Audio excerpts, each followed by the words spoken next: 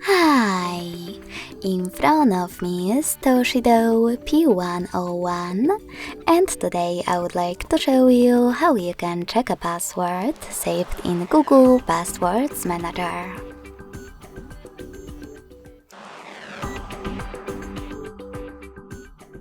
Begin by opening Devices Settings and scrolling all the way down to access Google section. Then tap on Autofill, Autofill with Google, and Passwords.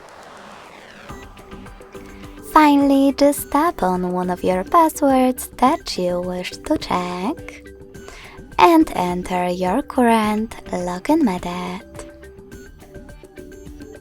Then tap on this little eye next to your password to make it visible. Thanks so much for watching. If you enjoyed this video, smash that like button, comment, and subscribe. Bye!